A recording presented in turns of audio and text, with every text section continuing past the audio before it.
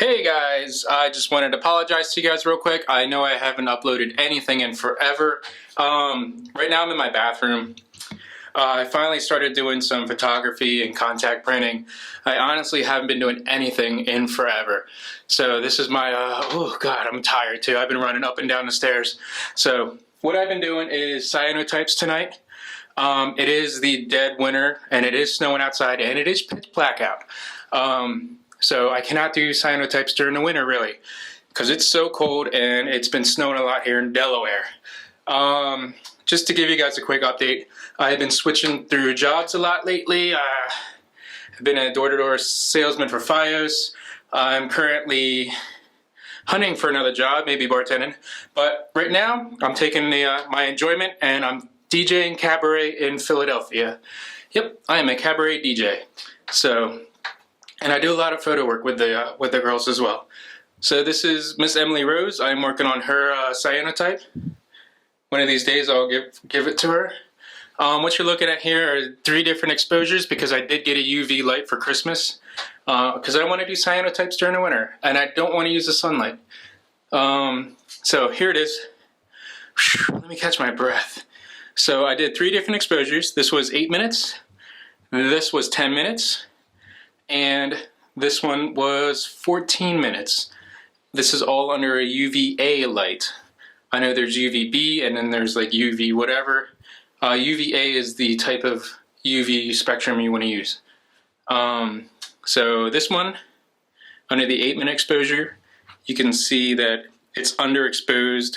A lot of the light sensitive emulsion washed off when I was finished. It's just not as blue. It doesn't look that good. I mean, I would give this away as a gift to somebody that yeah. This one, this one, it was 8 minutes exposure. You could tell that the blue is a lot darker. Also, you might not be able to tell on the camera, but you can see my transparency that I use it for contacts. You could definitely tell that it's on here, and it's like the difference between the exposed part and the underexposed part is like day and night. Over here, this is the 10-minute exposure. It's a little bit more even. This blue and this blue, they're pretty close to being the same blue. It'll never be perfect because there is a transparency over it and it is blocking some of the UV light. But my goal is just to get an even blue throughout the entire thing and not have it wash out. They get a little closer. You could definitely tell that the line is more defined on the Miss Liberty Rose, and she's actually pouring wax on her back. And here's the 14-minute exposure. This is a deeper blue. I really like this one a lot. This one turned out very well. Go back to the 14-minute one. Her cherry tattoo is more defined than the 10-minute version, and you can kind of like barely see it on the 8-minute exposure. So 14 minutes, I'm gonna try for an 18 exposure tomorrow, or 18-minute exposure tomorrow. Yep, so this is my upstairs bathroom. I have a new process of doing cyanotypes. I kind of have it down to a science. My procedures are really quick, while like I'm to the point where one is exposing, another piece of paper is drying. So I'm like, I can do cyanotypes all day if I had the energy to, but I'll be running up and down the stairs, which I've been doing all day. And this is probably like the 4th take on this video too. So right now, I'm going to show you my new process on doing cyanotypes and how to use the UV light. So right now we're going to go downstairs. Let me turn this light off. Sorry for sounding exhausted. I am pretty I'm so out of breath right now. All right, so now I'm on the first floor and I'm going downstairs into the basement. Normally I keep all the lights off except for the tiny light bulb that's next to the washer and dryer. So this is my basement, and this is where all of my photography, contact printing, and all the developing, everything happens. Sorry, I got a whole ton of DJ equipment just strewed about as well. So back over here, this is the first part of my workstation. I have a table, and it has all of my chemicals for everything I ever use. Cyanotypes, black and white developer, color developing. As you can see, I still have like my roller developer. Here's a Patterson tank. Here's a Jobo tank right here. Yeah, big old bottle of fixer. Anyways, so my main focus is at that station. Let me get this. Sorry, I'm moving around a lot. I have the camera in my hand. So this is where I mix chemicals. On the red table down here, I keep my chemicals separate, so because I am in the dark. In cyanotypes, you have a part A and a part B, or part A, part B, whatever. I mix. You could see here's my mixing spoon for those. Actually, need to rinse this out. That little black marker just tells me where to stop pouring. And so I take part A, put in a little mixer, and I use this blue mixing cup. It's more light. It's darker, so it blocks more light as opposed to a clear one. Because once you mix these two chemicals, then they are light sensitive. I know that cyanotypes aren't that light sensitive. They can survive in the light a little bit, but I like to keep everything as dark as possible. I keep everything like in pitch blackness if I can. So part A goes in here. Part B goes in a spoon, goes in here. This is the paper I use. It is watercolor and it is 18 by 24. So, excuse me, I'm running out of breath a lot. So what I would do is take a piece of paper, and I use these massive clipboards or painting boards or whatever. These are nice because it's big enough for 18 by 24 piece of paper, and it has clips on it, which makes transporting even easier, and it has a little grip thing right here. So what I would do is take this over to my next station, and I can actually get, when all the lights are off, this side becomes really dark. So what I would do is take the brush and my mixed emulsion, come over here, and I would turn all the lights off, and then I would just paint the light sensitive emulsion on there. And this is what I do over here. What you're looking at right here, this is my UV light that I got for Christmas. I'll come back to that topic when I'm done the process. So say I got the emulsion on the paper. So what I'm doing now is I'm going back upstairs, and I know this is a lot of walking up and down stairs. Here's the digital negative for Miss Liberty Rose that I used, and here's a piece of glass that's underneath of it. Here it is. So I use a piece of glass on top of the digital negative. Anyways, so got my paper with emulsion on it, right? So here it is, going upstairs, don't trip, don't trip. I'm looking through the camera the entire time.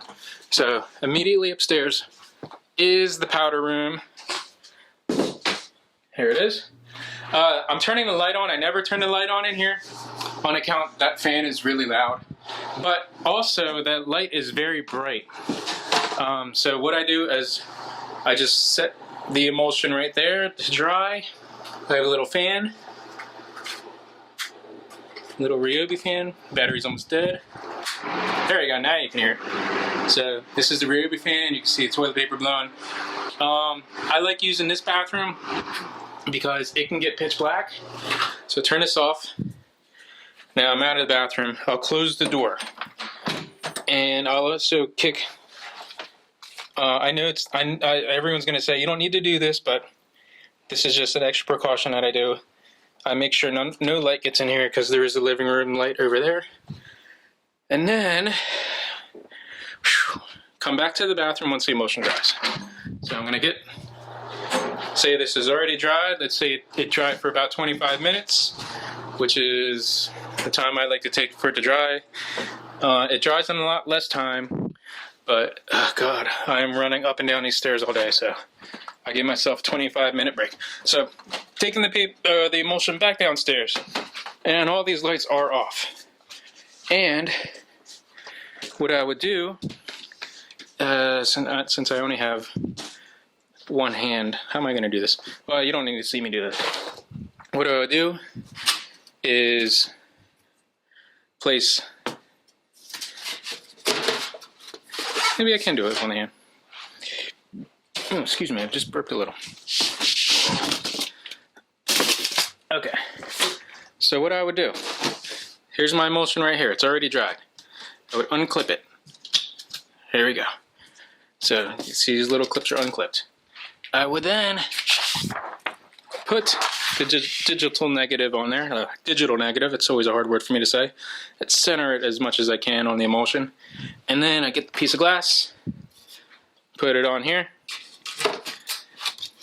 And that's that. Clip these back down. Clip that back down. And this is kind of a habit because I used to do this outside. Clipping these down also helps. I want to get this as flat as possible. So right now we're ready to expose. Again, I am in the dark. So what I do way beforehand is, here's my little OXO timer. And this has been saving my butt forever. Let's get to the timer part. As you can see, it has 1, 2, 3 different times. I'll set it for 14 minutes. And then that's for the first time. And what I would do is turn all the lights off and then plug in my UV light. So it should click on. Bam, this is my UV light. I go ahead and hit start. And then I would go upstairs I would take the timer with me. I'd go upstairs and wait for the timer to go off. I'm not really sure. I know UVA light is the safest UV light. I don't have glasses and I wear prescription glasses, or sunglasses I mean. I don't have prescription sunglasses. I would wear them down here. That's why I go upstairs and just wait 15 minutes. Also, if you're staring at this, it's hard to tell on the camera, but this is like a very light violet bluish light. Let me pick this up real quick before I step on it. Anyways, so this light is like very light blue or light violet or whatever. So when it's exposing it, it's actually kind of hard to tell when your exposure is fully exposed, just because your eyes get used to this bluish violet light. And so if it turns completely, if it's done exposing, it's very hard to tell. As you can see, the blue, this isn't like the blue that I saw earlier. It's like a light blue now. So the UV light does change, or does change how you perceive light. Anyways, so as you can see, actually this looks very good under the UV light. So once the timer goes off, how do you stop this? There you go. Learning how to use my timer. Once the timer goes off, here's the plug. There's no switch on this, by the way. I just unplug it. And then I turn the light on, and then I'm not done yet. So what I would do is take this off, take the 2 clamps off, unclamp this one. If I can, here we go. Unclamp that one. Get the glass, and I put it on top of my DJ case over here. And then I take the transparency, and I also put it off to the side. I'm usually do this in a hurry. Go ahead, whip out the paper, and I go right upstairs. So turn that light off real quick. So this is me going upstairs. Going upstairs. And I'm going upstairs again. This house has 2 floors and a basement. And then turn this light on. What I would do, once I'm in the bathroom, when they close this door, I actually set up a blue fabric over the skylight, because I noticed during the summertime it would continue exposing my prints. Anyways, this is the bathtub. The print goes in there. You can see I have my little shower head down there, and I also have a bottle of peroxide on the side, because the peroxide stops the developing process and it makes it dark blue. So it oxidizes whatever iron or whatever is in it. And I really like this bottle because I keep this cap every time I'm done with it. As you can see, I have another bottle of peroxide, another bottle of peroxide, and another bottle of peroxide. I go through a lot of peroxide. I always buy it when it's buy one going free, but this is the only bottle that has, excuse me, the little spout on the top. And I've only had one bottle that had this. All of the other bottles of peroxide that I ever had just has a screw cap. So I keep this cap everywhere I go because it comes in handy. I just go like this. And that's it. And I'm not wasting peroxide because you really don't need that much. So the light's off. Actually, when I'm done, I hang them up to dry. Got a hanger there, got a hanger there. I got a little hanger there. So, and I had a couple people ask me about my UV light from my, I believe it was a Facebook post. So I'm going right back downstairs and we're going to talk about the UV light real quick. So, lights are on still. Sorry, I'm like breathing hard. I feel like a fat kid in fat camp. All right, back downstairs. So this is my UV light. Let me plug it in real quick. It's a T5. It uses two T5 bulbs. I don't know how well you can see it. Actually, yeah, you can pretty see it. And then here it is. It uses two T5 grow light bulbs. These bulbs are really meant for growing indoor plants, and I guess people use marijuana to grow them as well. Got these off, well, I got them for Christmas from my dad, but these were from eBay, and I don't remember the name of the company, but there was only one. T5 is the thin bulbs, and they're, I believe they're less voltage, so they save a lot more energy as opposed to T12 type bulbs. Yeah. So HTG Supply is the person, or is the company that made this one. This is the 4-foot version. So there are two bulbs that are 4 feet side by side in this thing. Again, it's T5. If you're not familiar with fluorescent light bulb sizes, there's like T3, T5, T8, and T12. It's just the different size bulbs they have. It's like having like the old Edison bulb up there, the incandescent one, and then you got your chandelier size bulbs.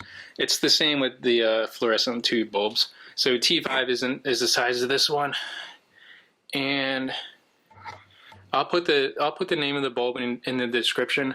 But it is, the model number for the bulb is F54 T5/HO. HO means high output.